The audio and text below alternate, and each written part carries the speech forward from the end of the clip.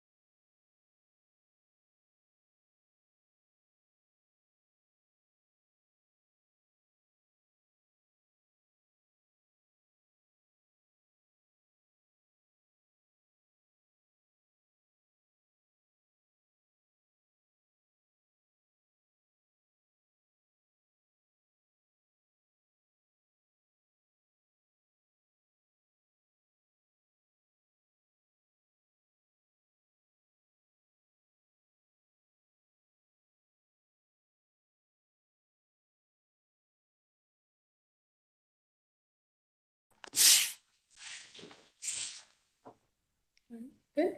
Yeah. Good morning, everyone. We'd like to welcome you to the August 24th, 2023 Landmarks Commission meeting.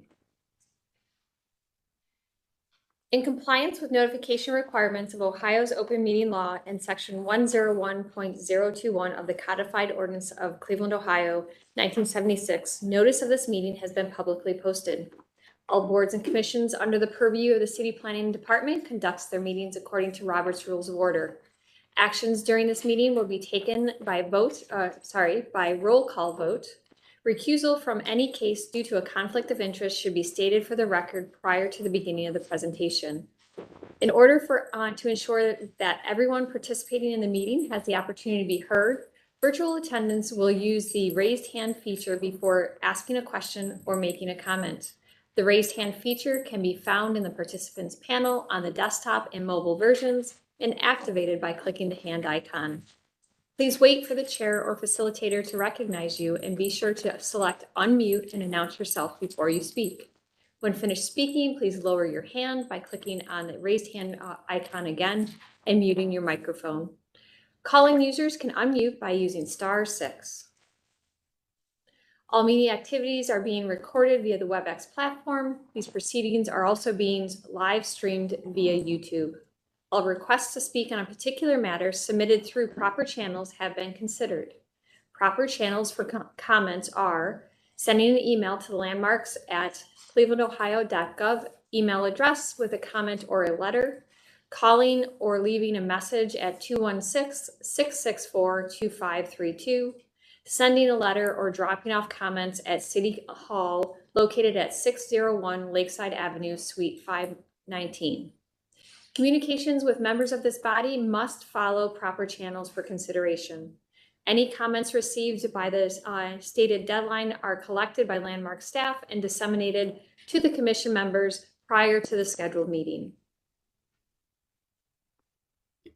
All right, to go over the meeting rules and procedures for the Cleveland Landmarks Commission, the chair will call each agenda item and then each applicant will be invited to proceed through their presentation. Each presentation should be completed prior to questions and comments from the commission in order to facilitate a smooth presentation. Once the presentation is concluded, the chair will ask Landmark staff to summarize Design Review Committee recommendations and any public comment received. The deadline for public comments is noon on the Tuesday prior to any regularly scheduled Cleveland Landmarks Commission meeting. Any received comments are distributed to commission members prior to the meeting. Staff will also identify any members of the public present scheduled to speak. Public comment is allowed at the discretion of the chair, and any individual providing public comment is permitted 2 minutes to speak to the agenda item in which they have an interest. The chair will then request a recommendation from staff. The commission will then begin deliberation and project review. Any commission member except the chair may make a motion at any point after an agenda item has been called. All right, we'd like to call the August 24th, 2020. Please say a command. We'll do that over again. We will Please say call. again.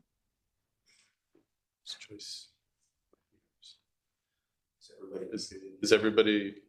Can everyone online please mute your microphones? Looks okay. All right. We will now call the August 24th, 2023 Landmarks Commission meeting to order. Mr. Musson, please call roll. All right, Ms. Anderson, Here. Mr. Benezzi, Here. Mr. Dreyer, Here. Mr. Edmond, Here. Councilmember Gray, Director Wong, Mr. Sandberry. Here. Mr. Strickland. Here. Mr. Strickland. Here. Mr. Trosick. Mr. Musson, I am. This is Director Huang. I'm having a lot of problems with my audio, but we'll be up to 514 shortly. So. All right, thank you. Mr. Trosick. Here. Dr. Williams. Here. And Ms. Trott. Here. Madam Chair, we have quorum. In addition to the commission members, we have Kevin Roberts, our representative from law, on the virtual meeting, and we have Jessica Beam, Carl Brunges, and myself from the Landmarks office present. Excellent. Well, we will begin with our certificates of appropriateness. We'd like to welcome our first applicant to the meeting. Please unmute your mic, announce yourself, and then you can tell us about your project. The first applicant, Down table. Sorry. I'm sorry, needs to be. We'll need to untable this after we make sure the applicant's here. Is the applicant present? I am. Okay, excellent. The first step will be that we will need a motion to untable this case. I'll make that motion. This is Alan. Thank you, Mr. Dryer. We have a motion. Do we have a second? This is Carter. I'll second. Thank you, Mr. Edmond. Any further discussion? Mr. Musson, please call roll. All right, thank you, Madam Chair. Ms. Anderson? Yes. Mr. Benezzi? Yes. Mr. Dryer? Yes. Mr. Edmond? Yes. Councilmember Gray? Oh, sorry, Director Wong? Yes. Mr. Sandbury? Yeah. Mr. Strickland? Yes. Mr. Trasick? Yes. Dr. Williams? Yes. And Ms. Trott? Yes, Madam Chair, the motion to untable passes unanimously. excellent. Now the applicant, you're welcome to tell us about your project. Thank you. Good morning. I apologize. My camera is not working this morning. We had come before to talk about our 6 chimneys window replacement project, and there had been a bunch of discussion back and forth about how it looks on the front facade, the front facing. There you go. Thank you very much. And how to address our plan for replacing with vinyl windows, how it didn't meet some expectations from the body, and suggestions and requests. So we've been working with our vendor on cost for changing the material from the vinyl to either a composite or fiberglass, as well as different color, which I think is the easy part. And then the panels above the window, it was requested that they be glassed over and all of that. And we're really looking at some significant cost increase on that to the tune of $85,000 more dollars, which and then the different costs for the glass and other things. So we're really looking at almost doubling our cost on this project to change that. That's a significant roadblock for our organization. So unless there's some compromise we can come to, some way we can and figure out how to meet your needs, I will have to kind of put a pause on our project and go back to the drawing board and see how we can manage to replace all the windows, which are at this point the original from the 40-year-old renovation.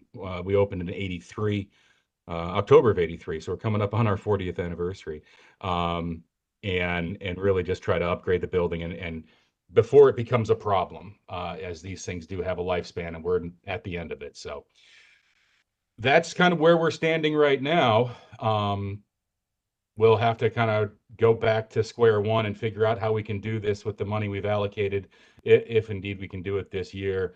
And then that's where we're at.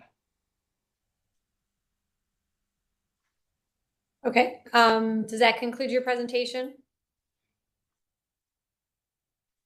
Yeah, I believe that's all I really had to be able to add. Okay, perfect. Thank you. Then we will continue on and discuss the design review committee recommendations. Thank you, Madam Chair. As a reminder, this project was seen by the Euclid Corridor Design Review Committee in June. They recommended approval with conditions that the transom frames match the new vinyl frames because the windows have a transom above, and the width of the new vinyl jamb and transom window match. And so the entire window opening would have a clear, cohesive look. Thank you. Then we'll move on to landmark staff review. Thank you, Madam Chair. The applicant has returned at their request. When we saw this project in June, it was tabled to allow the applicant the opportunity to investigate other options for window replacements. While we understand that the organization has financial constraints, staff would like to see some hard numbers to compare the cost differences between vinyl and other options.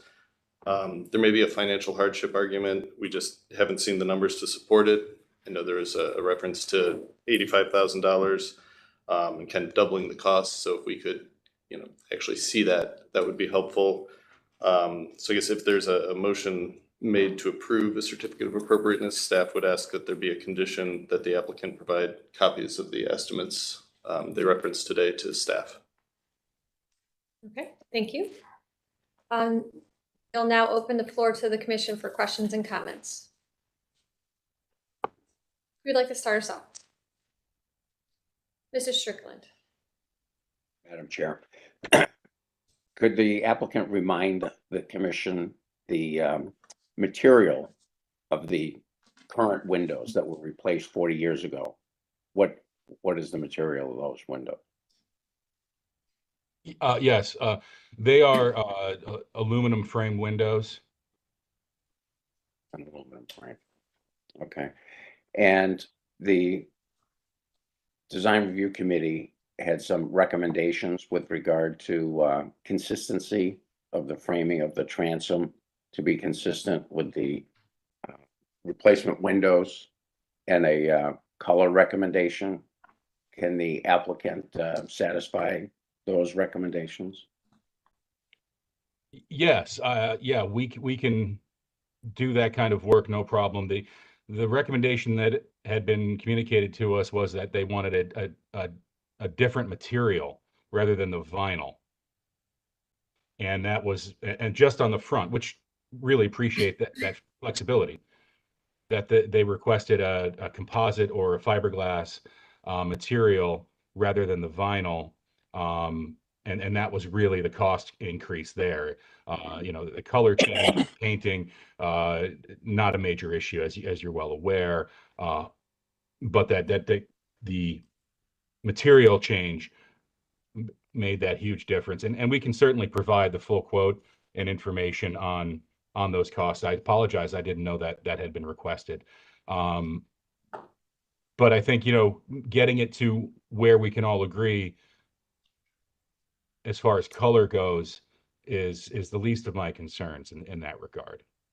All right. I did not hear in this latest version of the recommendation from design review that they had an issue with the vinyl. I heard that they recommended approval, just consideration of the width of the jambs, Sure.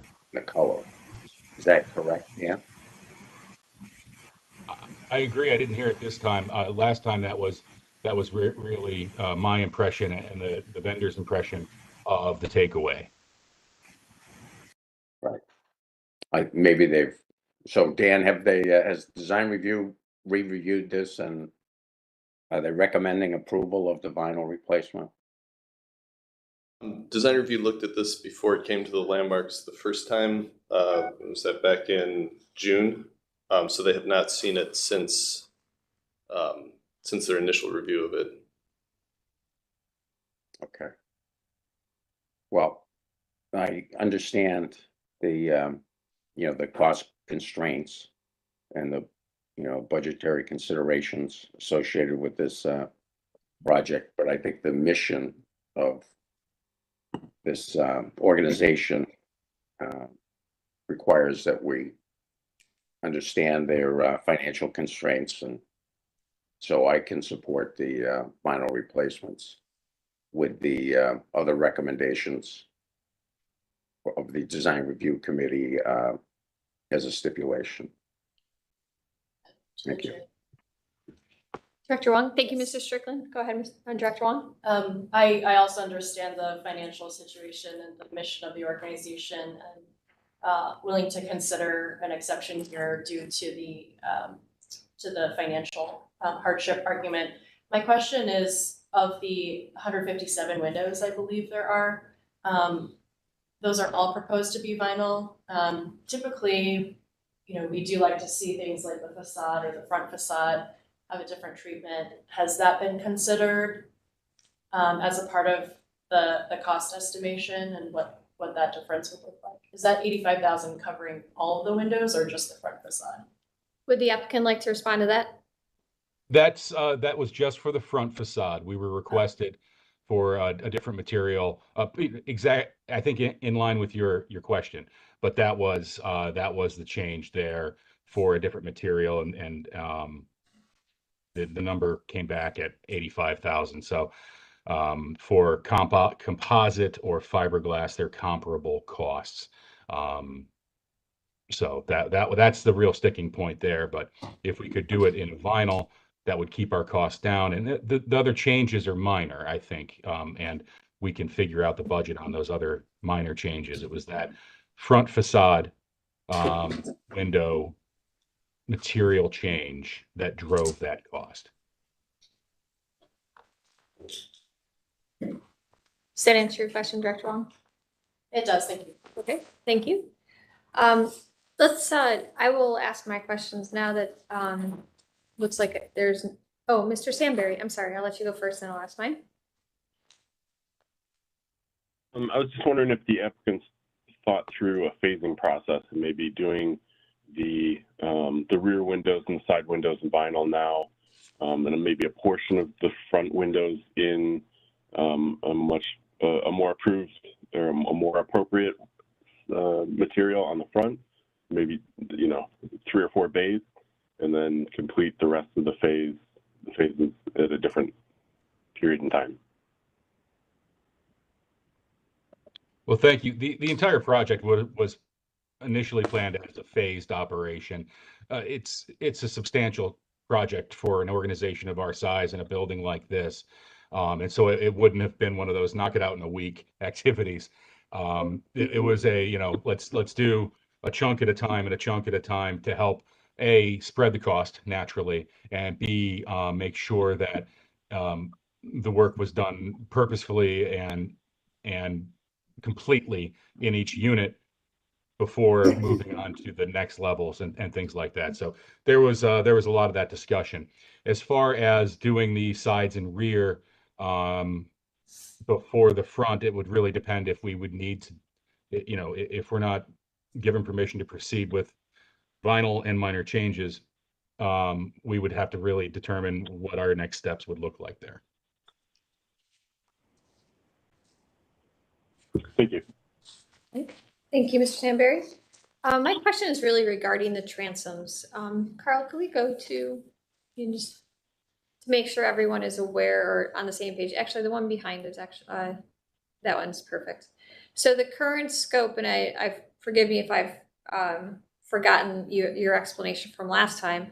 Obviously, you're replacing the window, the tan window right now, and the transoms, those are vinyl currently, correct? And then the transoms are the aluminum. Is that correct? Yeah, well, I think this one may have been one that was already replaced. The transom is the metal, and the below, because we had a few emergency window replacements along the way, as sometimes happens. And our plan was not to replace any of the transom, and per the recommendation, we would run up along, and I don't know the architectural term for the side rails of the transom, continue the window side piece all the way up to the so it would match on the front. That was not part of our original scope, but per the discussion at the Euclid corridor and then at our previous meeting, that was part of the recommendation.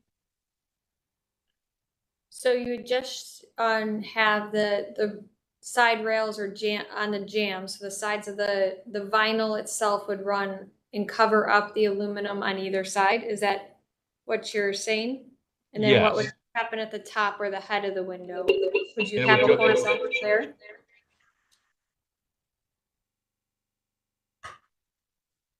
Oh. Hold on 1 second. Yeah, it sounds like we're getting a lot of feedback from, I believe that's our window vendor from Joyce chiming in, but maybe there's some feedback on her end. Apologies, yeah. So this picture shows a window that's already been replaced. We would coil an aluminum coil all around the outside jamb, and then it would run up and around the transom above it. So all sides of the transom, so all 4 sides of the transom aluminum would receive aluminum coil overlay? Yes. And then the spandrel panel in the center would stay the current brown? Yes. And Jessica, could you go to a front elevation that hasn't been? Go forward. Right there, right there. So on the front elevation, on what's the procedure for the transoms there?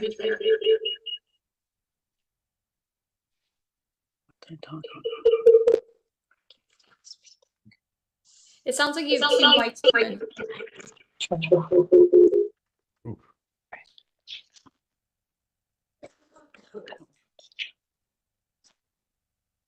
Where exactly are you talking about on the drawing? Can you point? So can you see the screen? Yes. So the windows here on the front elevation that are the original aluminum, and the transom that is, the brown or dark Yeah. anodized aluminum are right there. Yeah, once we replace that window, we will cap it and go all the way up around the existing fixed transom. So the fixed transoms are going to remain where in all locations, Yes. but they will all receive new aluminum you said coiling to cover the entire current aluminum frame that will be in the same plane as the vinyl? Correct. And Same thickness. Yeah, going all the way around, going up around them. The middle will stay, just as it is because it's fixed, but we could cap all the way up just so aesthetically it just looks like one cohesive unit. Okay. And do you have a detail of that within what you submitted? No, at the time that we were just contracted to replace the windows. There was no talk of anything with those transoms that are fixed and not even visible from the inside. But since the review, that was a major concern that it would look like one big cohesive unit. And so no, we don't have anything on that. That was just changed, as part of this process. Okay. If this is approved, that would be, I would recommend that be a condition also that the head and jam details are submitted to staff for review of the transom window. Madam Chair, may I ask one more question? Of course. Through to the applicant. I'm wondering if you have received other quotes from other vendors related to the composite and, not aluminum and composite windows, and if the costs across those vendors are similar. I didn't go back to the previous companies we'd gotten quotes from in the run-up process to this project, simply because their quotes on this project for vinyl replacement windows were, in some cases, double what Joyce was able to quote for us. And I didn't think it would be worth going back to them to say, well, what would you want for these replacements in this material on this front, simply because they didn't even come close to the quality or cost that Joyce was able to provide us. So I went with Joyce, and they've been very upfront and very frank about their process and how that would work for them too. So no, I don't have additional quotes from other vendors on this.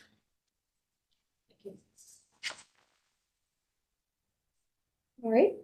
Other questions or comments from the commission?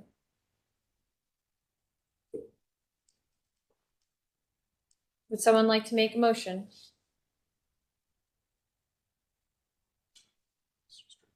Mr. Strickland?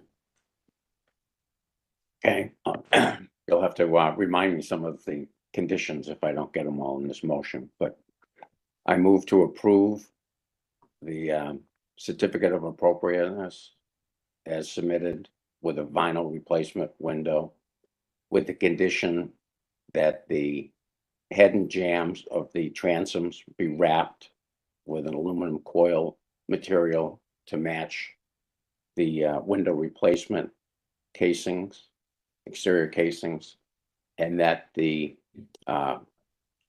cost estimate for the composite windows be submitted to staff for record, and that a detail of the wrapping of the windows be provided to Landmark staff for review prior to the installation. And would it be helpful part of the motion to state why we're making this exception? Okay, well, I'll add that because we recognize that the existing windows have reached their terminal lifespan for that window, and the financial constraints of this organization, coupled with the mission of the organization, warrants this exception. Perfect. Thank you, Mr. Strickland. Do we have a second? I will second. Thank you, Director Wong. Any further discussion? Not seeing or hearing any. Mr. Musson, please call roll. All right. Ms. Anderson, Yes. Mr. Benezzi, Yes. Mr. Dryer, Yes. Mr. Edmond, Yes. Councilmember Gray, Yes. Director Wong, Yes. Mr. Sambury.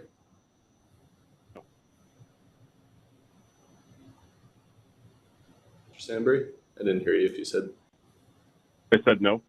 no. Okay. Mr. Strickland, Yes. Mr. Trasick, Yes. Dr. Williams, Yes. and Ms. Trapp. Yes. Madam Chair, the motion passes 10-1. All right, excellent. Thank you. We look forward to seeing your project move forward. Thank you very much. Now move on to our next applicant, located at 4129 Superior Avenue, East Preparatory Academy, sign installation. Like to welcome the applicant to unmute your mic, announce yourself, and tell us about your project. Hello, everyone. This is Christian. My company is CLE Signs. We were contracted to install this illuminated sign with a electronic message center in front of East Preparatory Academy, located at 4129 Superior. Thank you. Just a little housekeeping. If you need us to advance, please, we control the slides, so just tell us when you'd like them to advance.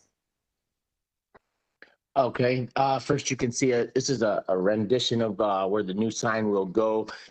If you've been in the area, you will see there is a temporary sign that's there currently, and now they want to put more of a permanent electronic sign with a message center and the lighted face identifying the school. It'll run perpendicular or parallel to the school rather than do a double-sided sign. It was unnecessary. They wanted to just do a single-sided sign. It's pretty cut and dry. This is a standard single-sided cabinet. It'll have a, it'll come with the concrete footer, as well as it'll be completely encased. There'll be no type of like posts or anything seen. It'll run a skirt all the way around the bottom. Everything's painted to match. It's a very, very clean looking sign. All the electrical will be done by another contractor. We don't have anything to do with that. We simply just hook it up. So I wouldn't have any information in regards to that, whether anything's existing or being done. That's really all I have about it. It's just an easy, pretty cut and dry job. Okay, thank you for the presentation. There was not a design review for this on application, so we'll move directly to landmark staff review. Thank you, Madam Chair. This project was reviewed by our zoning colleagues to see if there were any variances needed, and there were not, as the building is located in an industrial district. And there are well within the minimal sight lines for residential districts to have an illuminated message sign. Thank you. We'll now open the floor to the commission for questions and comments.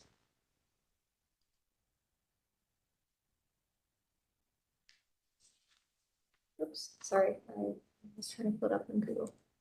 Ms. Strickland. Well, I would say, as the applicant stated, this is pretty straightforward. I think it's appropriate for this facility, and I don't have any problem with the proposed sign at this location. Thank you. Thank you, Ms. Strickland. Thank you, sir. Other questions and comments from the commission? Ms. Anderson? Thank you, Madam Chair. I don't think the applicant's gonna be able to answer my question, but propose it anyways.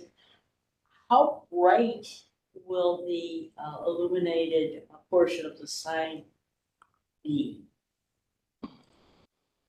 I guess that's hard to kind of gauge. I really wouldn't know because I don't know the internals of their message center. They didn't really give that information to me. I know that a lot of these the single-sided message centers, because they gauge the brightness off the distance from the street. So this one being probably no more than like maybe 50-60 feet from the road, it's definitely not going to be a very bright sign. They don't intend for it. And again, it's usually during evening hours only that it's going to be recognizable as far as any type of brightness. Thank you. There's a sign on Mayfield Road, just east of Warrensville Center. It's on a church, and it's a very similar sign, an electronic sign, and it is kind of bright and kind of busy for a stately stone church, or brick church in this case. So I'm not real comfortable with a sign like this in front of an elegant building like this particular school. So I don't know if the applicants have explored other options. That's my initial take. I just, even though this is an industrial area, if I recall correctly, this particular building has a nice setback, some green lawn. And I think it is a little too commercial, too industrial looking of a sign to be placed in this location. So those are my comments. Thank you, Ms. Anderson. Mr. Bonezzi.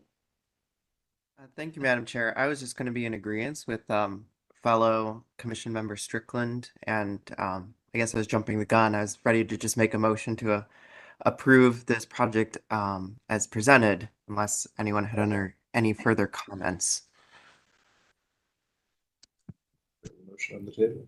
Is that an official motion? Yeah, I'll make it an official motion. All right. So we have a motion on the table. Do we have a second? Madam Chair, I second. Excellent. We have a second. Any further discussion? Mr. Edmond, I see your hand up. Thank you, Madam Chair. I just wanted to clarify the exact location. I'm looking at the street view right now. So this is in the lawn. Is it sort of where there's an existing kind of blade sign in the lawn? Would this be where that sign is now? It's going to go set back closer to the building, but in that area of the property, yes. Thank you. I think with the landscaping and everything that's there and the location you're talking about, I don't think this will be too obtrusive or garish at all. I don't have a problem with it. Thank you. Thank you. Mr. Edmund? To follow up on that question, you looking at on Google Earth, there appears to be a temporary sign near the stairs and then a more permanent sign that is perpendicular to the road or parallel, I guess. No, perpendicular to the road that is also there. Will this replace both signs? So those two signs will be removed and this will replace it? Is that correct? That is definitely correct. If you kind of the way to look at it is that banner represents what would be run on the electrical reader board of the sign, and the left panel of this sign, which is a permanent logo, it will replace obviously the perpendicular sign. So everything will be removed. It'll strictly just be this sign. And another thing I wanted to add in regards to whether or not the sign is bright or not, this is a very shaded area. If you're familiar, there's quite a few large trees around. So it's not like it's by itself. It's not like you're driving on the freeway seeing a billboard. There are trees all around it shading it. So a degree of brightness is necessary just for visibility purposes. Okay, thank you for that clarification. In similar manner, based on the location and with that information that both other existing signs will be removed, I support this project also. So any further discussions by other commission members? No, not seeing any. Mr. Musson, please call roll. Okay, Ms. Anderson, No. Mr. Benezzi, Yes. Mr. Dryer, Yes. Mr. Edmund, Yes. Councilmember Gray, Yes. Director Wong. Have to step out. Mr. Sandberry,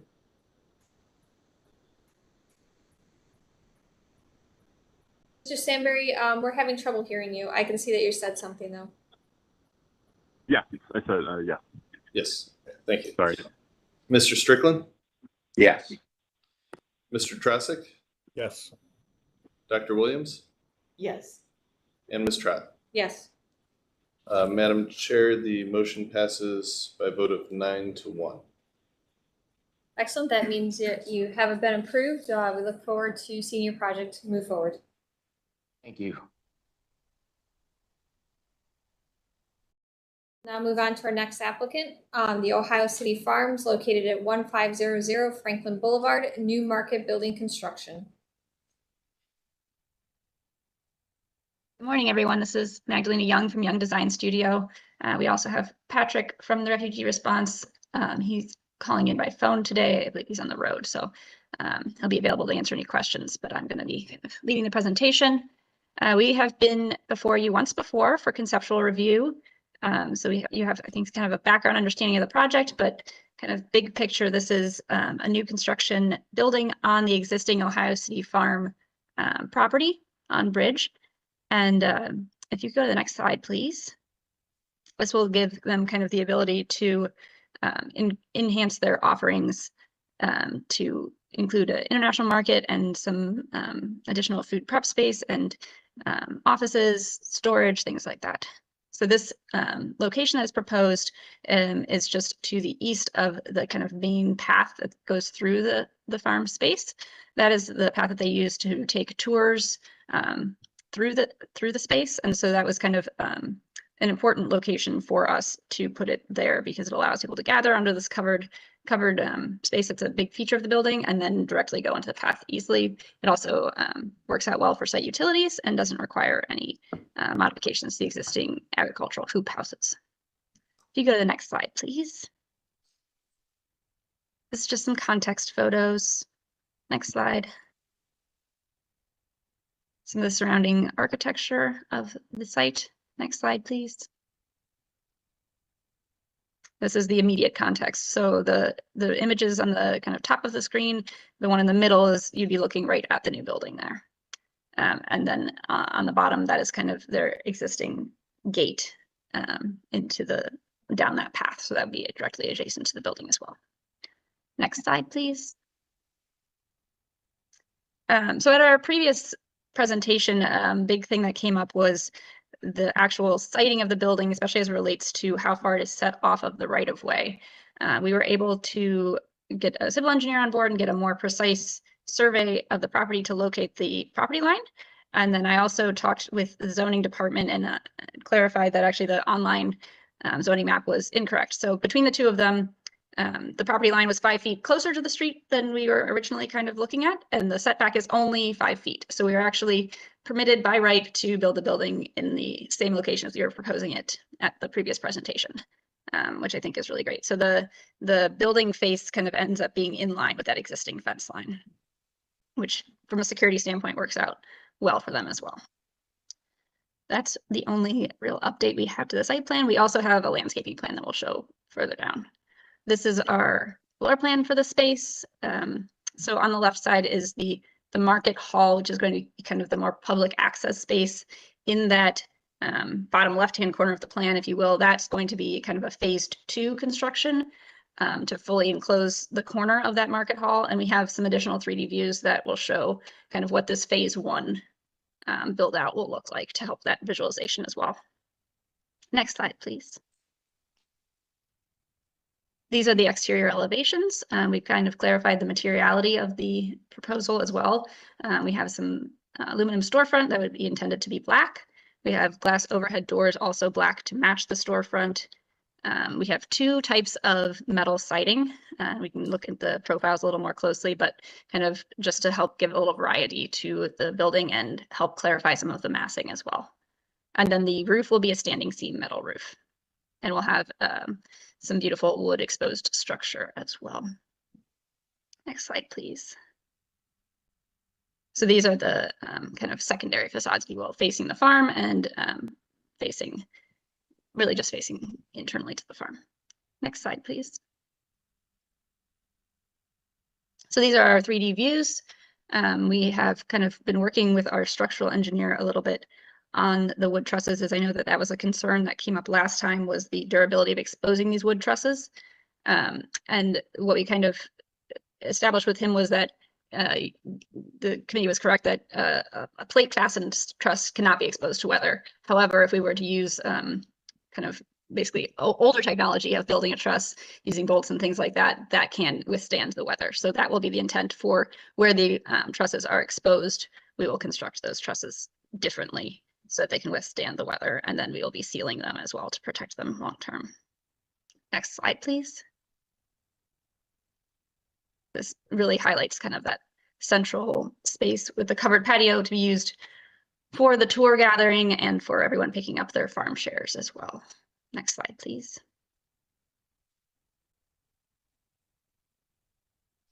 And the final view, and the next slide, please. So these are the 3D views showing what it would look like at this level of completion. So you can see on that corner, that would be the southwest corner, where we were showing the big glass blocks in the kind of fully rendered out views. That would not be completed at this phase. This would be, we'd build a temporary wall where the colorful mural is, install some kind of really cool public art mural. We're actually talking with potentially the opportunity to create that on panels that could then be reinstalled within the building somehow, so that we're not only having that art available for a short duration. But it also really expands that exterior space. So I think while it is phased, it will function really great for the organization, even at this first phase as well. Next slide, please. We have a landscaping plan looking to basically replace some of the trees we're taking out and have some just foundation plantings as well to soften the edge of the building. Next slide, please.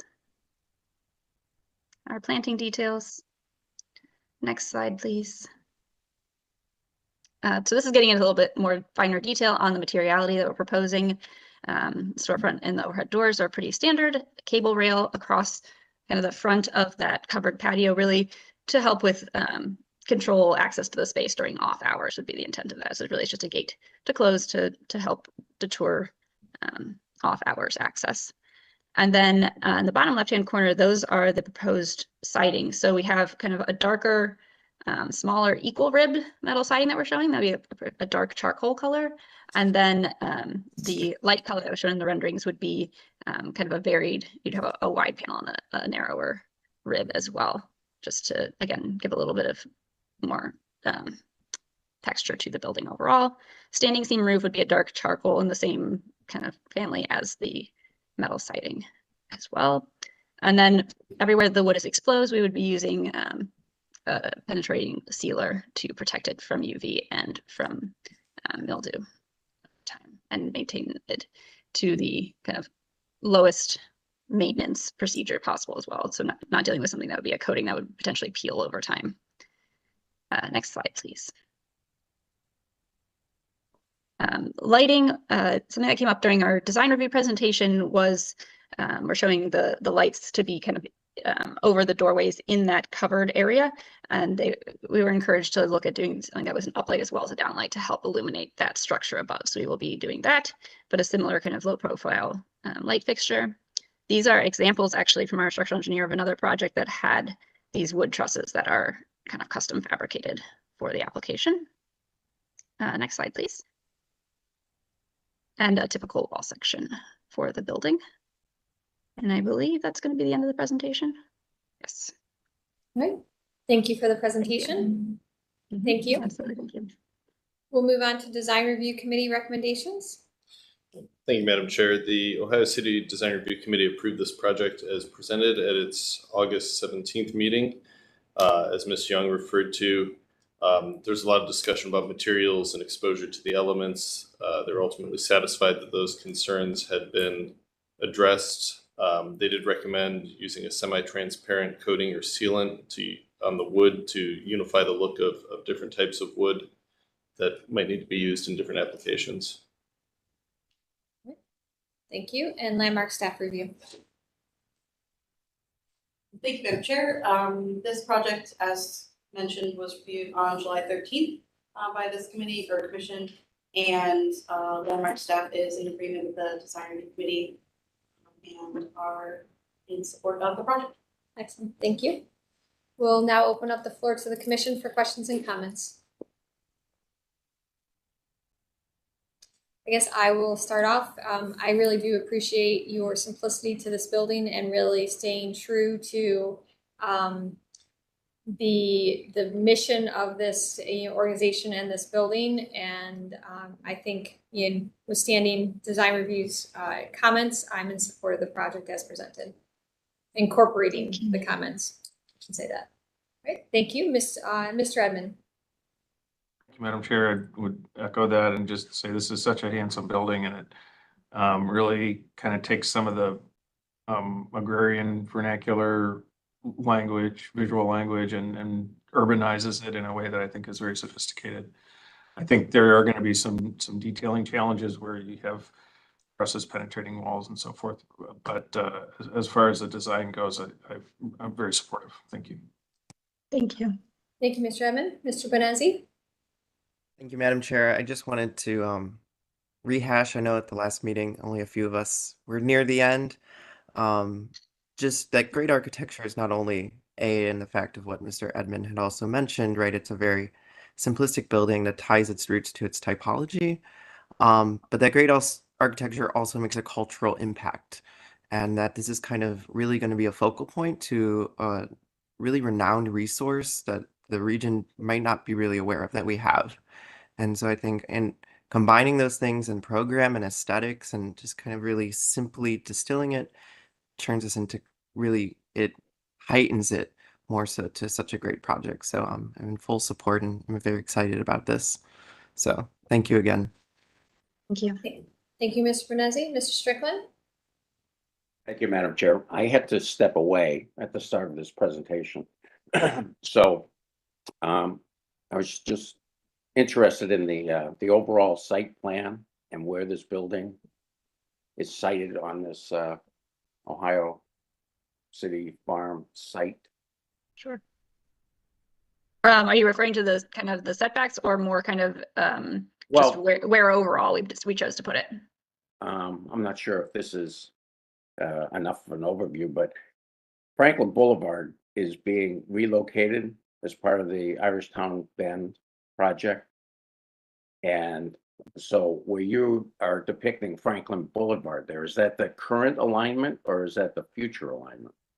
That is the current alignment. That is kind of drawn in the current alignment. And so future alignment is going to come straight across West 25th and then connect with the Yeah, if you- existing.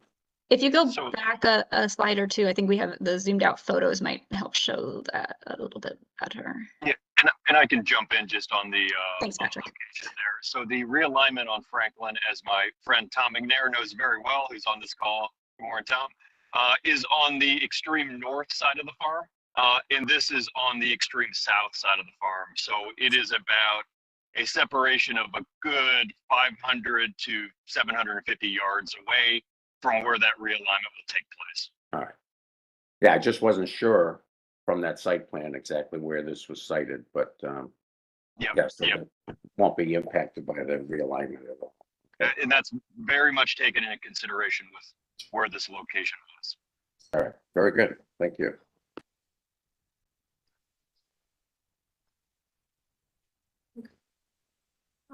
Mr. Bonazzi, I see your hand still up. Did you have additional comments or was that just remaining up?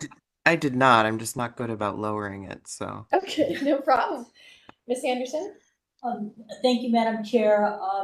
And I think this was somewhat addressed.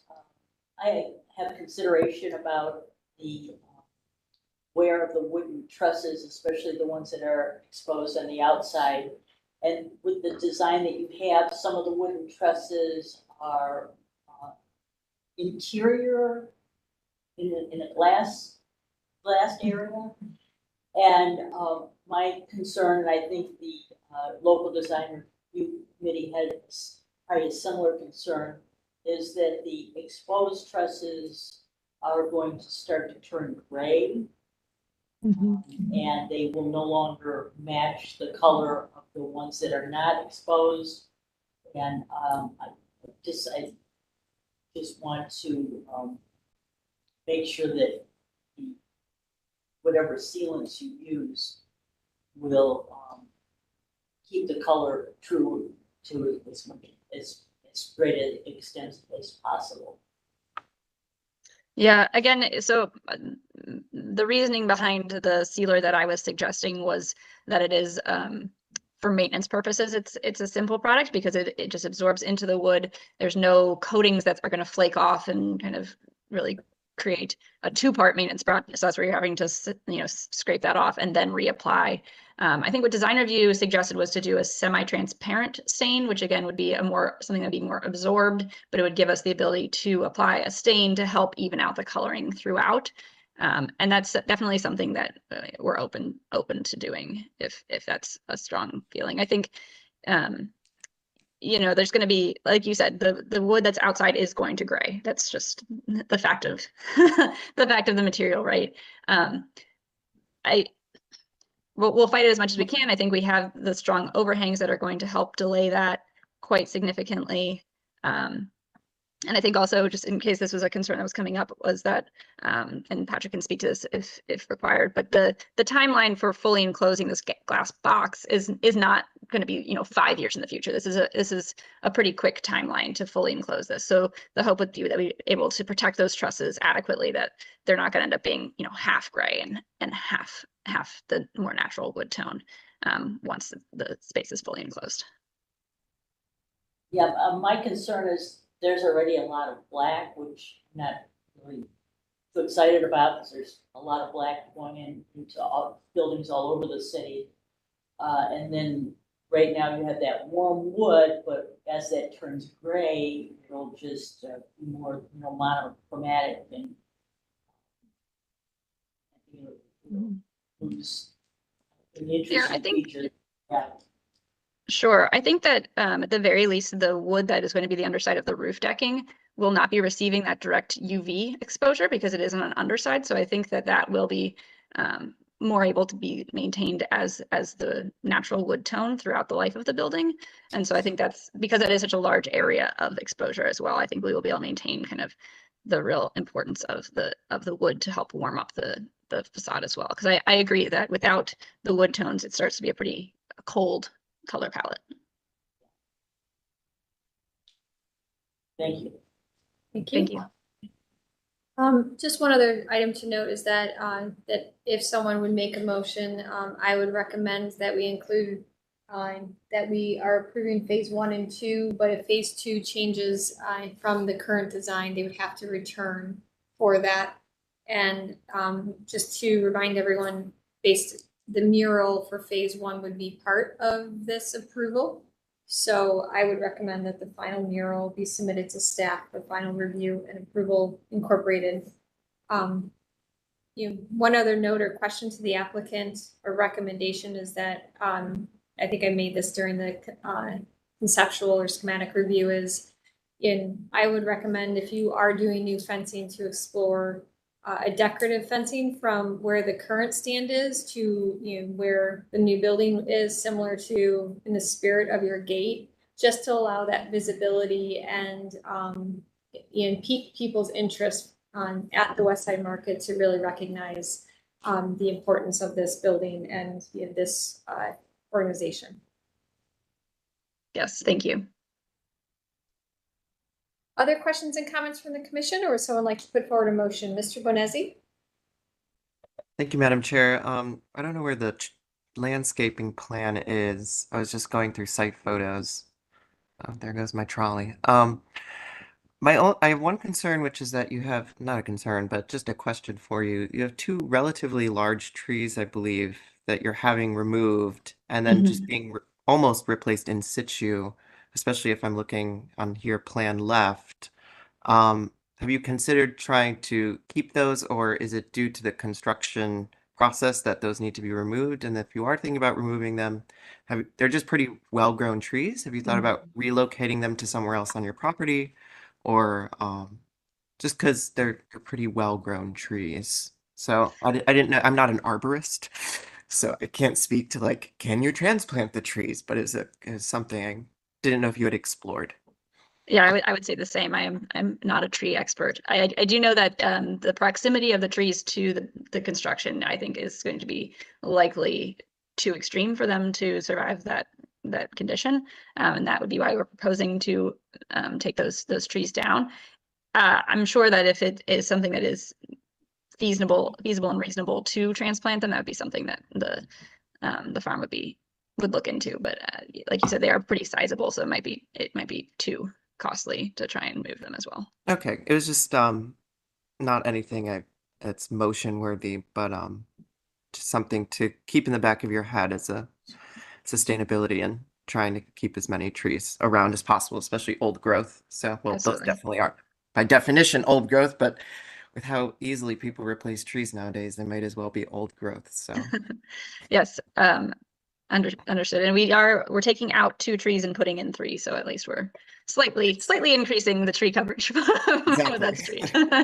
So, Very slightly. that's all I had. So thank you. Thank you, Mr. Bonezzi. Other questions and comments?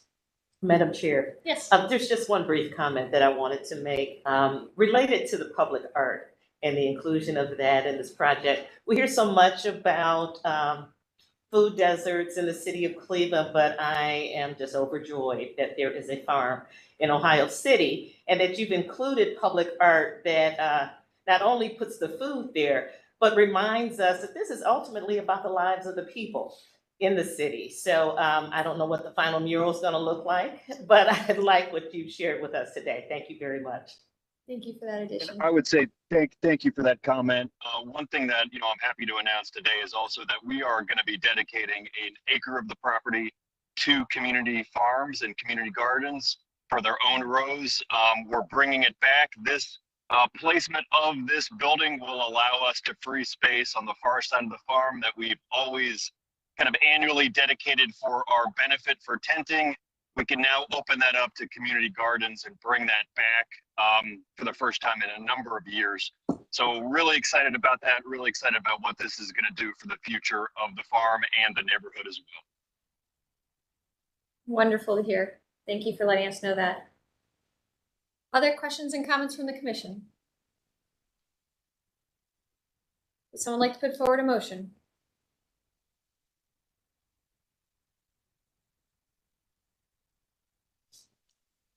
Someone, Mr. Strickland.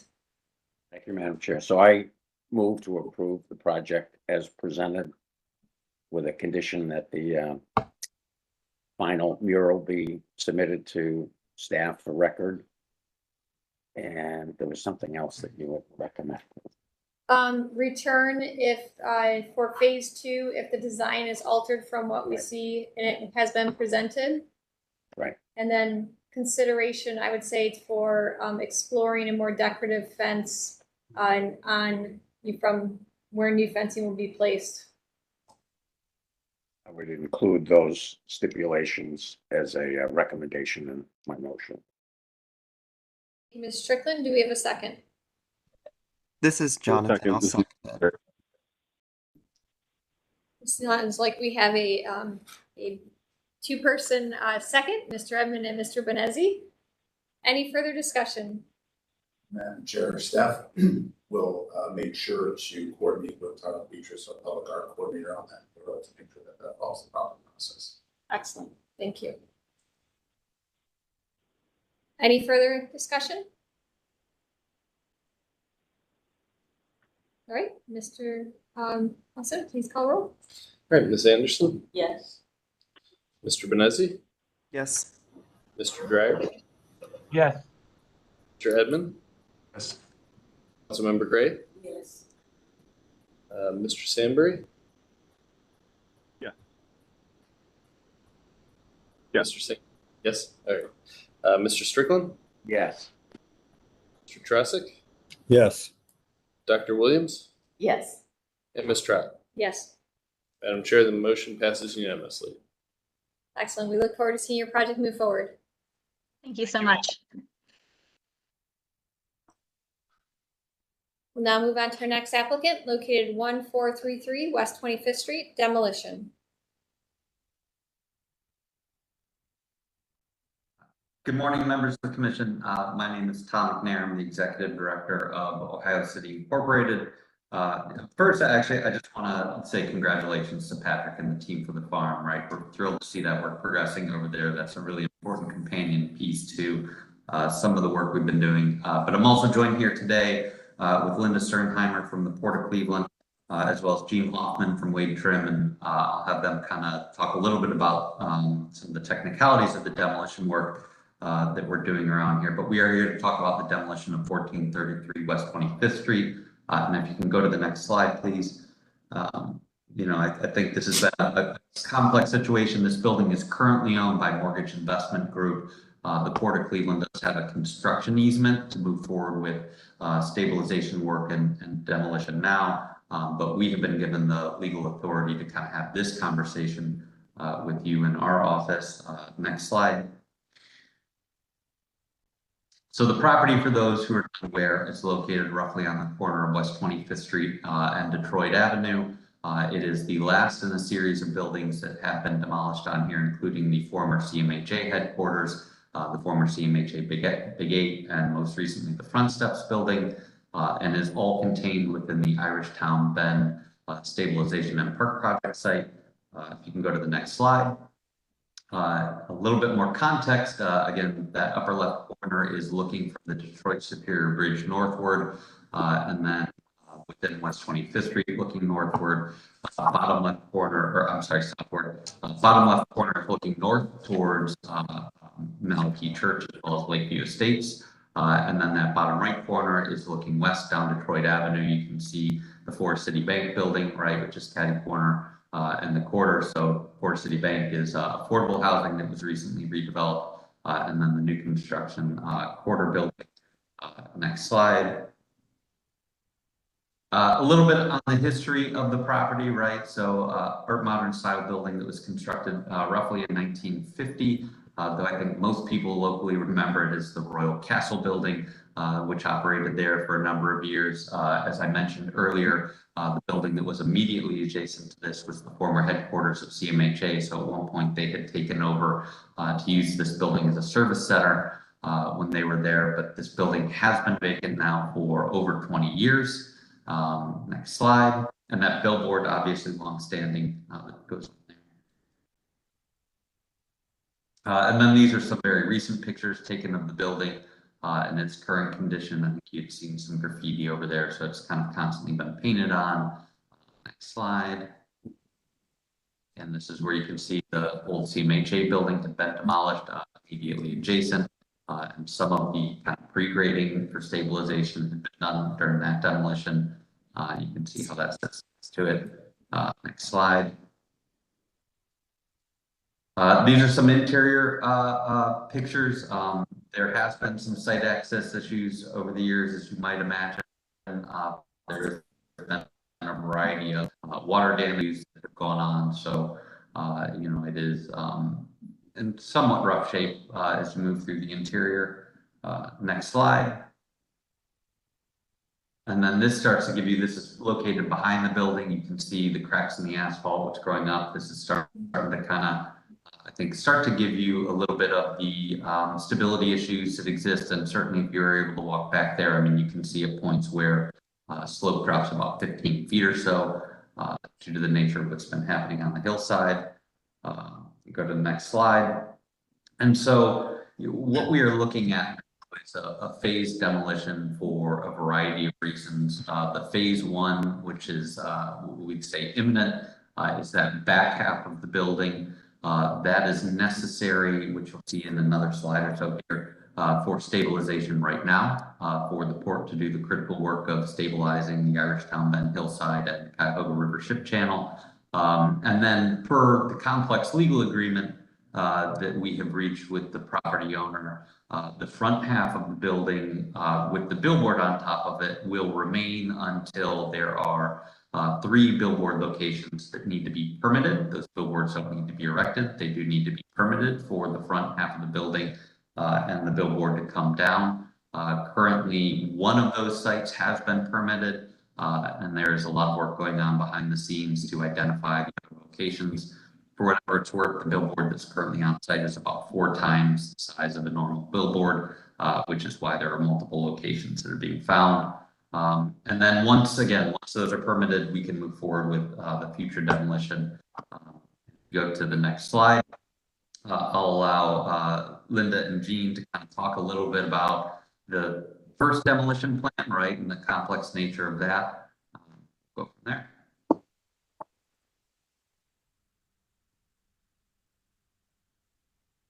So, yeah, this is Gene Hoffman with Wade Trim.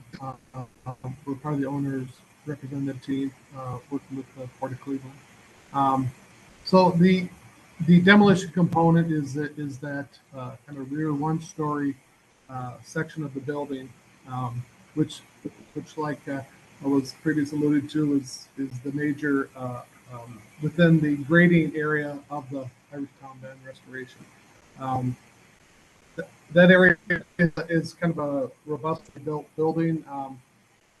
Contractors are looking at it right now for any asbestos abatement requirements, and are currently analyzing the building for the structural kind of selective demolition of that component of the building. Once that building, that section of the building comes down, or actually prior to, we will have fencing all around that area to secure it while we are removing the building. And then the outside, the existing wall would be the east wall of the existing 2-story building will remain, and will backfill up against it and secure any opening so that they're weather tight until the remainder of that building can come down in the future. I don't know, Linda, do you want to add anything? No, I think you summed it up nicely. Did you want me to give a quick update, Tom, on this slide?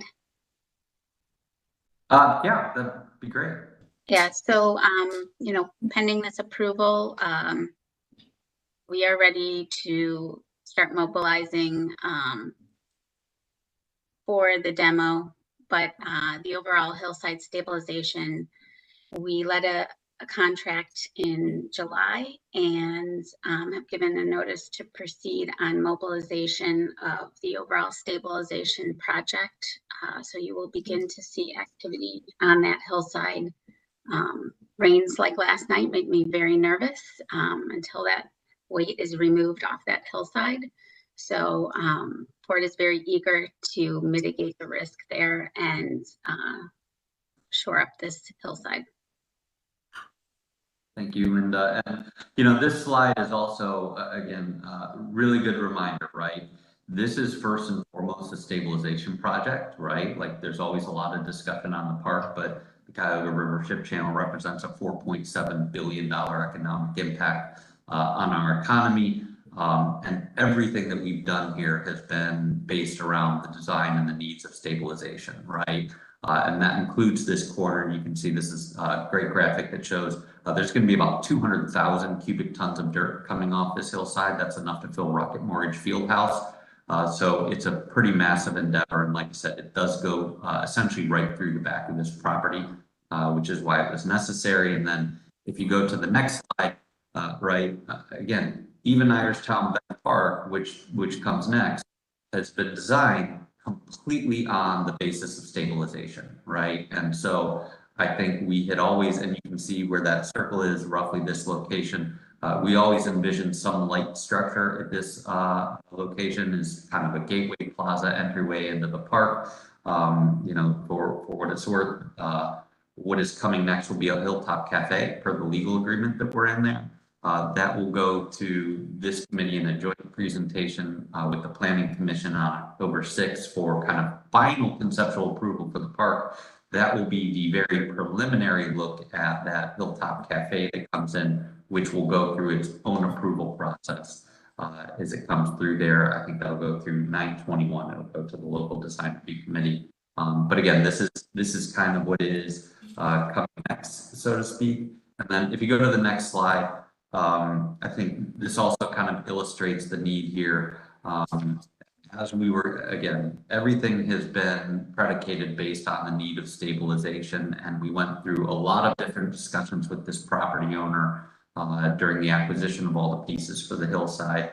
And we even explored the idea of removing that back half of the building and keeping the existing front half of the building that was on there, different land swaps on the table. And I think this starts to show you this building is in the exact wrong space to allow the park to be constructed based on the realities of stabilization. And so you can see that blue line that comes through, that is the ADA accessible path that stretches through the entirety of the park. It is also, if there happens to be some sort of emergency service or something that is needed for vehicles to get down, that is the in and out. It would not be possible for that to exist if this building were here. We would have to regrade completely around the structure. I don't know how you maintain that ADA accessibility. It also impacts the bike lanes that are coming on 25th Street. So again, it could not possibly be cited worse for what needs to happen after this. And, you know, again, this has been, if you go to the next slide, you know, this whole project, I think, has been a remarkable collaboration in our community amongst governments, nonprofits, other private partners. You know, the acquisition of this piece of property, I think everyone knows, was in a legal position. The city's been a party to that and a great partner in kind of navigating this. We are legally responsible at this point for constructing a new roughly 3,000 square foot cafe, which we've been working very carefully with the engineers at Osborne and the landscape architect to ensure that the structure that's being created works with the weight and works with the stabilization plan. So it's been incredibly complex.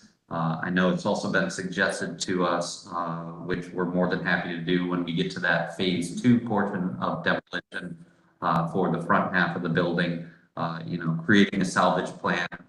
There's a lot of scrap metal in that building that I think can be recycled. There's some really interesting, actually kind of Art Deco medallions that are on the front that could be removed and potentially reused in some way. But again, we'll be happy to work with the demolition contractor for the phase 2 demolition and creating that demolition plan before final permit is issued there.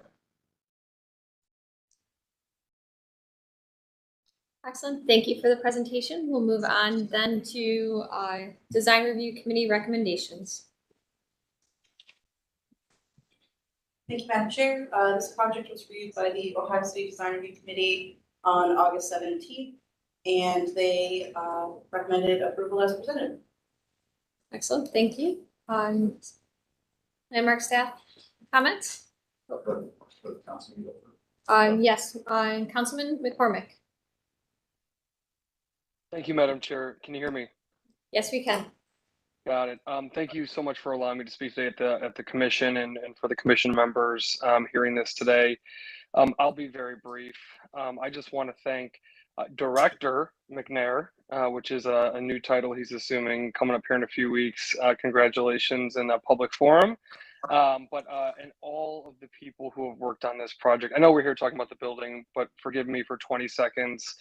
I support removal of the building, but again, I think this is a long time coming, and I know that there's going to be some official kickoffs for the project in the next few days, but there have been so many folks who have got us to this point, Madam Chair, and this is kind of a ceremonial last move to really kick off the project. So I just wanted to voice my real sincere thanks on behalf of the neighborhood and the community and all of Cleveland and Greater Cleveland for just over a decade of work to get us to this point. And just want to really call out all the folks in the community that have been a part of this really exciting project for the city and for the region. Thank you so much. Thank you, Councilman McCormick. Moving on to staff comments review. Thank you, Madam Chair.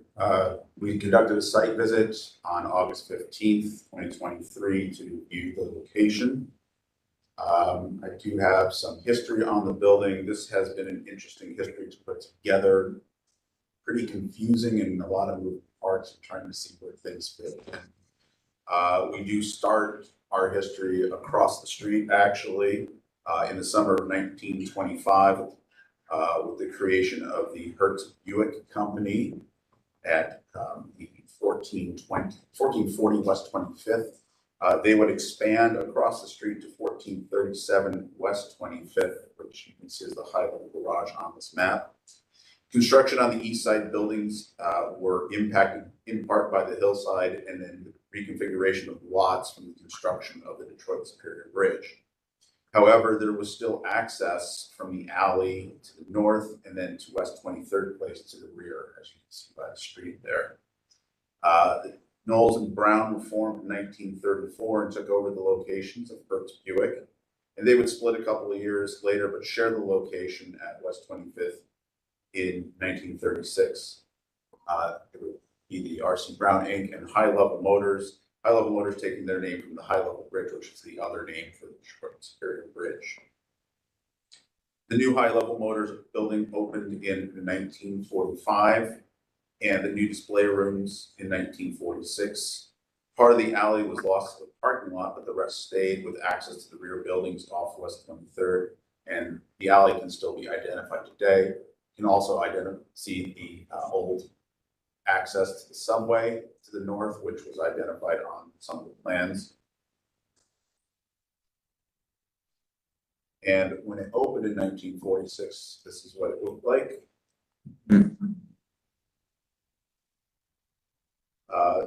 High Level Motors would continue on into the 1950s, but in 1953, it was one of 4 Cleveland and 1 Youngstown dealerships that were cited for unethical practices.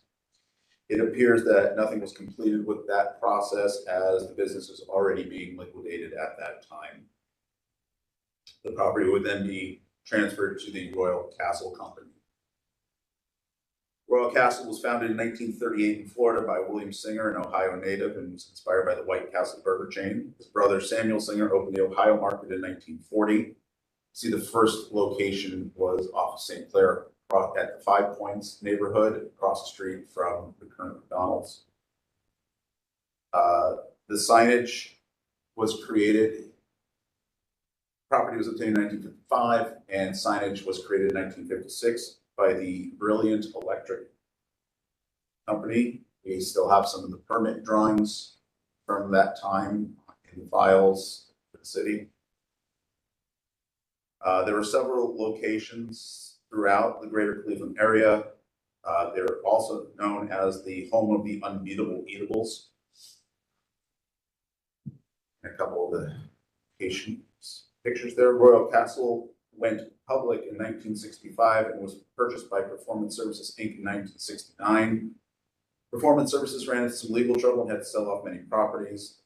And then Royal Castle was acquired by Sugardale Foods in 1973. Due to underperformance, all the locations were closed in 1975. And then most of Royal Castle locations in the southern US were sold during liquidation in 1977, a casualty of the fast food wars. Today, there is one location still open in Miami, Florida. After 1975, in 1971, we can see that CMHA was being built next door. Then in 1975, they must have moved into this property partially on the one side, as they were there until 2002, as was noted earlier. There was a reference to a restaurant use in the 1980s and a check cashing store in the 1990s using that storefront there. But other references, couldn't really find anything. So our current location, you can still see the alleyway that leads to the back. So that grade that's behind actually was supposed to be there as the road west 23rd would slope down to meet where the garage entrance was in the back. Site visit, saw a couple of these earlier. Here's the rear, there's the garage door in the back there, which would then slope down. You can see that garage entrance. There is some water that's from leaking pipes, but otherwise this was built really well. Interesting things on the inside. Moving up to the second floor, this is above the garage. This is basically their packing and shipping facility. There was the refrigeration units, freezers, which was later added in 1950. You can see here the back end of the freezers, which was added in 56. But then you can also see the original terrazzo floors as well. There's a level up to the offices in poor condition. Interesting light fixtures and such throughout here. And then into the other area, this would have been the main entrance to the building when it was originally constructed, and it shows like 8-foot fluorescent bulbs above a later drop ceiling. This was the original entrance here. And then looking back, see all the dust, but the drop ceilings were added, which cut off that view from the offices above. So that drop ceiling was definitely a later add. This was the kitchen area. And this actually was the interesting part. You can see that hole in the wall in the back that's how we were able to access the front food area. So you actually step down into the area. We were just trying to figure out how that worked. You step into this hallway. There was about a foot difference between the two, but this is where the display rooms would have been, and then where the restaurant was.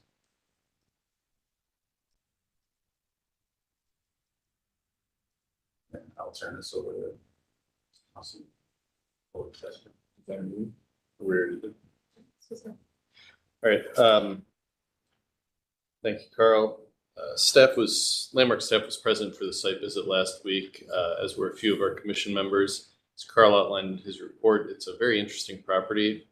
As interesting as it is, we understand that its demolition is necessary for the site work that's required to stabilize the hillside and in the future provide ADA access to the planned park on the hillside.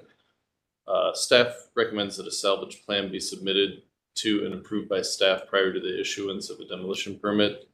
There's not a lot of ornamentation on the building, a few deco medallions that Tom mentioned, some old light fixtures and old stair railing inside that Carl pointed out. It would be a shame to see all the old wood and steel framing elements just end up in a dump when they could be repurposed, reused, or recycled. Okay, thank you for that review. We will now open the floor to the commission for questions and comments. Who'd like to start us off?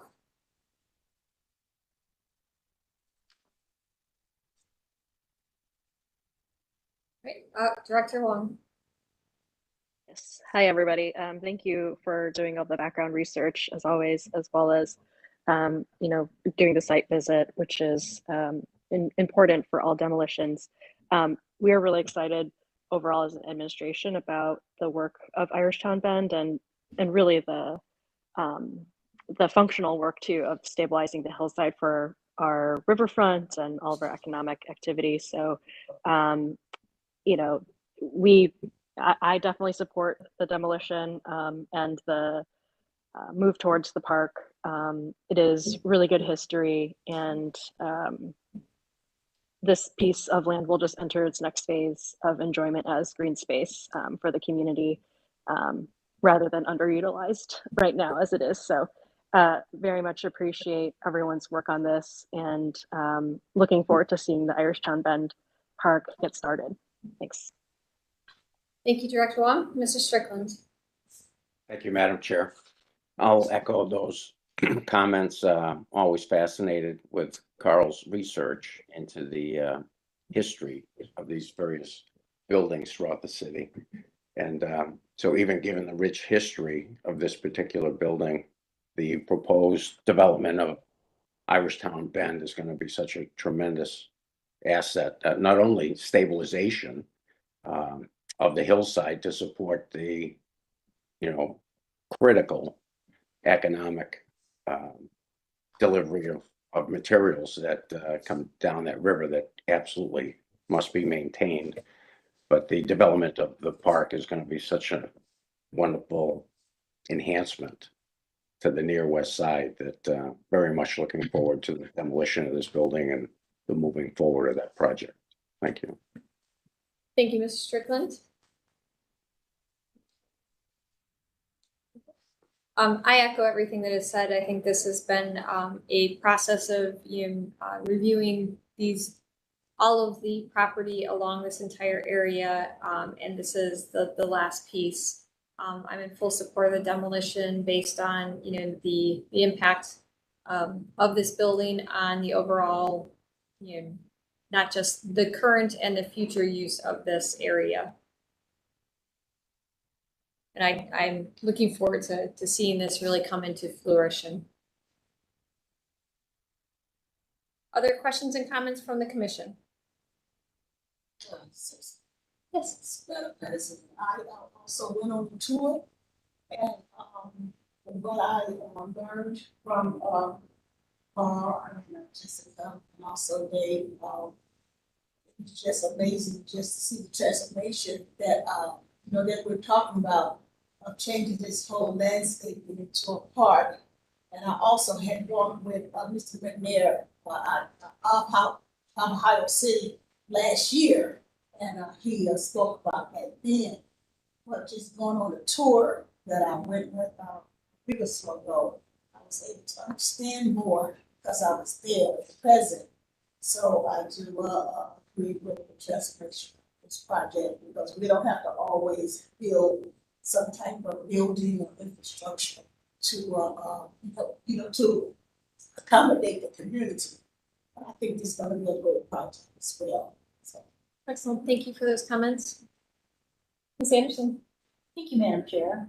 I'm excited to see the stabilization of the park move forward.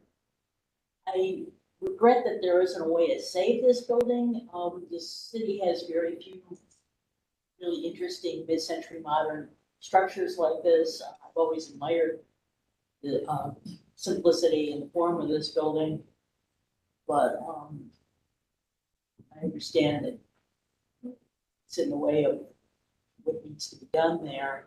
But I just want to acknowledge that it's a pretty cool building, and I'm sorry to see it have to be demolished, but I support the park.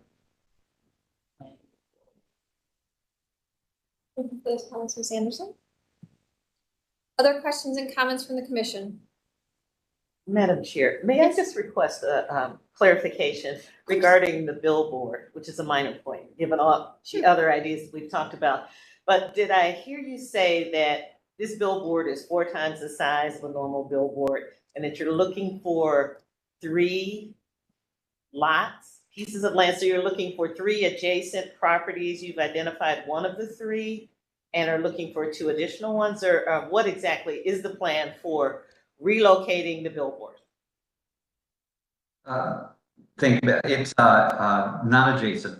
right? But yes, per the legal agreement that was reached with the property owner, again, this is roughly 4 times the size of a normal billboard, and so the agreement was reached that there would be permitted 3 locations for billboards, one of which was recently done on a property that the individual owns downtown, Harry Buffalo. The other ones are, again, all under consideration. All will have to go through a typical review and permit process through the city of Cleveland, but it is a large and wide search and will not be next door to this site. Oh, thank you. Thank you. Other questions and comments from the commission? Or would someone like to put forward a motion? Mr. Benezi.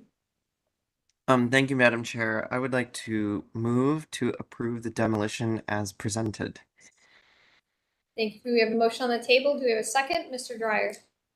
Yes, I'll second it and hopefully add the condition that a salvage plan be submitted to staff. Thank I would you for agree that. with that. All right, thank you. So we have a motion, we have a second with conditions. Any further discussion? Not hearing or seeing any. Mr. Mussa, please call roll. Yeah, thank you, Madam Chair. Ms. Anderson, Yes. Mr. Benezi, Yes. Mr. Dryer, Yes. Mr. Edmond, Yes. Councilmember Gray, Yes. Director Wong, Yes. Mr. Sambry, Yes. Yes. Mr. Strickland, Yes. Mr. Trasick, Yes. Dr. Williams, Yes. and Ms. Trott. Yes, Madam Chair, the motion passes unanimously. excellent. And so you have been approved unanimously. One last question. What is the timing for the demolition?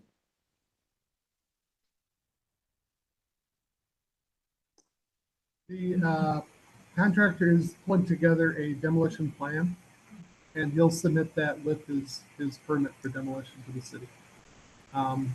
We expect to see that plan within probably the next week or so, and we'll review it and then we'll approve it for submittal for permitting. Excellent. We have one additional question. Yeah, I apologize if this didn't come up. The National Register, Irishtown Bend Archaeological District, where does that sit in relation to this portion of the hillside stabilization? What impact will that have?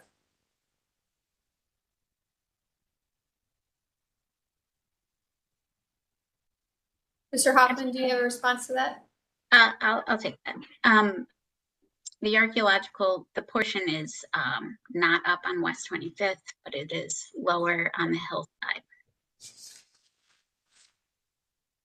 Okay, where is it, is it in this portion of the hillside, or is it more centralized, or how is that being addressed?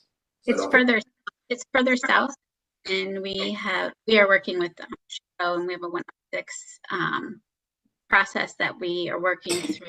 There's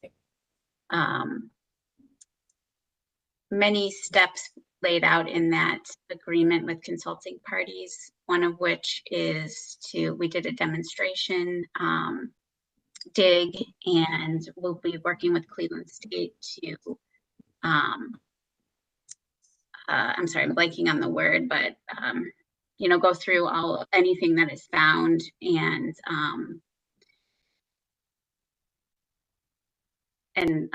sorry.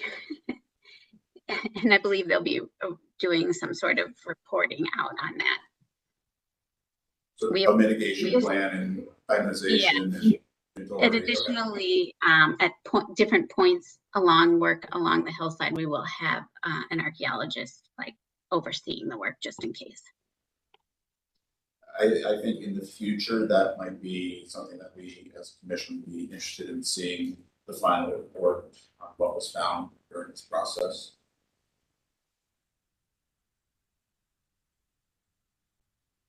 I would agree. And to stay in communication as that reports are published, if we could request that those reports be submitted to staff for record. Absolutely. Well, thank you again for the presentation and good luck with your project. Thank you. Thank you. That concludes our certificates of appropriateness. We'll move on to design review committee appointments. We have 3 applicants on for our review. Mr. Wilson.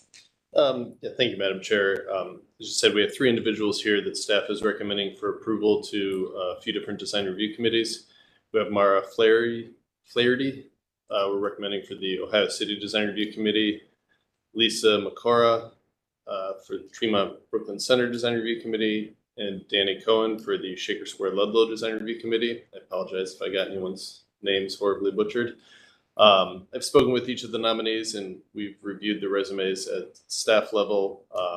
We shared the resumes with you all last week, so hopefully everyone's had a chance to review those.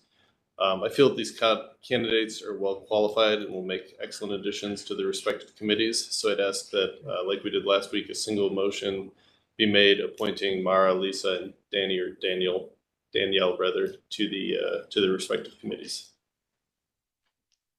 All right, thank you. Mr. Bonezzi, I see your hand up. Thank you, Madam Chair. As much as I would love to speak to the quality, I do have to remove myself due to a conflict of interest of knowing one of these candidates quite personally and having spoken on their behalf. So I don't think it'd be right for me to vote on them. Okay. So Thank you for your recusal. And are there questions and comments from the commission related to the applicants? Madam Chair, I believe last time we had we usually have each candidate come and introduce and speak a little bit about themselves and their interest. All right, well then we will do that. I apologize, I was out of the room because of my conflict last time. Trying to So- spare you guys. I was trying to. Carl's Carl's get you the ringer. Would each one of you like to just speak a little bit of background, what's your related to yourself? If you look at them, sit closer to the microphone. Yeah, this could all come. Yeah. Yeah, we're at the table. I am Lisa Makora. I have my Bachelor of Architecture, Bachelor of Science in Architecture from Ohio State University. I have my Master of Architecture and a Certificate in Historic Preservation from the University of Texas at Austin. I've been working for Ciambic Architects for over 2 years now. We do adaptive reuse projects and historic preservation projects. And I'm an architectural designer at the firm. Yeah, been in Cleveland for 2 years, Austin for another 2, and then I was in Columbus for 4. So that's well, thank you and welcome.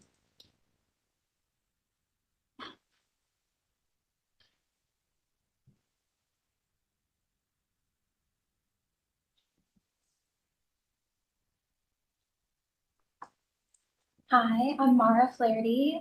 I am an architectural designer at Ciambic Architects. I work primarily on projects receiving state and federal historic tax credits, so I'm passionate about preservation.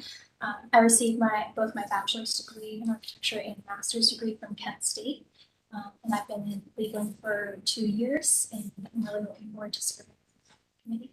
Excellent, thank you and welcome.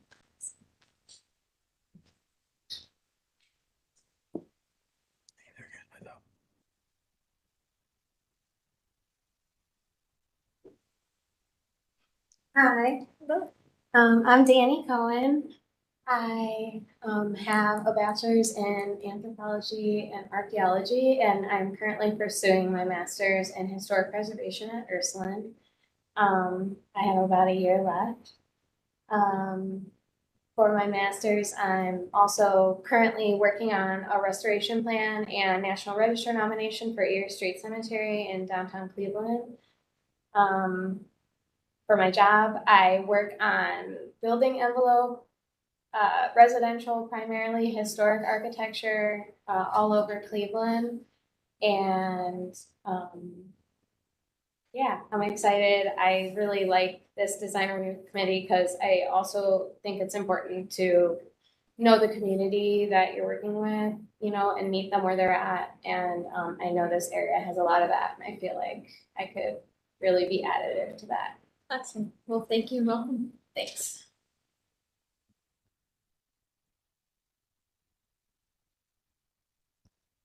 So after those wonderful introductions on themselves, does any commission member have any questions or comments, or would someone like to put forward a motion? Mr. Strickland. Thank you, Madam Chair. So I commend these three applicants for stepping forward and agreeing to participate in these various design review committees. And certainly look forward to their engagement on those committees and the wonderful contribution I'm sure they'll make. And with that, I would make a motion to approve these three applicants for the various design review committees outlined. So we have a motion. Do we have a second? I'll second that. Thank you, Ms. Anderson. Any further discussion? Great. Mr. Musson, please call roll. All right, Ms. Anderson? Yes. Mr. Benez, or sorry, he's recused himself. Mr. Dreyer? Yes. Mr. Edmond? Yes. Councilmember Gray? Yes. Director Wong? She stepped away again. Mr. Sambry? Yes. Mr. Strickland? Yes. Mr. Trasick? Yes. Dr. Williams? Yes. And Ms. Trott? Yes. Madam Chair, the motion passes unanimously. Welcome to the various committees. So that concludes our appointments. We'll move on to meeting minute approvals. We had 3 meeting minutes that were circulated. Does anyone have any questions or comments related to the meeting minutes? If not, would someone like to make a motion to approve? Mr. Edmond? So moved. So moved. So we have a motion. Do we have a second? I'll second that. Thank you, Mr. Strickland. Do you need the dates for it off? No. No, I think they're in the record. Okay, excellent. Not seeing any further discussion. Mr. Musson, please call roll. All right, Ms. Anderson? Yes. Mr. Benezzi? Yes. Mr. Dreyer? Yes. Mr. Edmond? Yes. Councilmember Gray? Yes. Mr. Sambry? Yes. Yes. Mr. Strickland? Mr. Strickland, you voted, we didn't hear you? Yes. I guess I hit my mute. Okay. button. Mr. Trasick? Yes. Dr. Williams? Yes. And Ms. Trott? Yes, Madam Chair, the motion passes unanimously. excellent. We'll move on to administrative reports. Do you have one? I do not. All right, then I'll go. Exciting news, we have a new city website. The landmarks and city planning pages have not yet been updated, but we're looking forward to a new look for the landmarks page in the next phase of the website overhaul. Also wanted to mention that staff has been working with the Cleveland Cultural Gardens to resolve some issues with work performed without permits or review. As we work through those issues, we're also trying to streamline the design review process for the cultural gardens. We also have several reports coming in the next few months, which should be of interest. City Planning is going to be making a presentation about transit-oriented development, or TODs, and how they affect some of our reviews in our historic districts. We also have an update report from Shaker Square coming. We've been trying to work with our partners, like the owners of Shaker Square, to develop a plan to move forward with the rehab and work that needs to be done there. We've also been working with the Little Italy Redevelopment Corporation on design guidelines for their neighborhood. And staff is still formulating guidelines for solar panels, which would be a citywide policy. All these guidelines will be brought before this body for adoption or approval, whichever is more appropriate, based on input from Kevin and Law, and Mr. Roberts. Also, just want to mention the Jacobs Group is pursuing the demolition of the former Globe Ironworks building in the flats there on the west side. While the property is not a designated landmark, it is listed in the National Register of Historic Places, and so staff has been assisting the Planning Commission and advocating for the preservation and rehabilitation of the building. And then finally, today is Mr. Benezzi's final meeting as a member of the Cleveland Landmarks Commission. As I'm sure you all have, staff has enjoyed working with him and always appreciates his insight into design and preservation.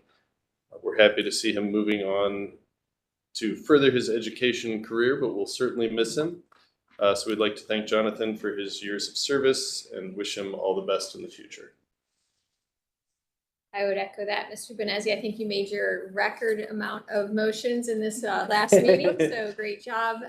You'll be sorely missed, but really look forward to you opening the next chapter of your education and concluding that. So good luck.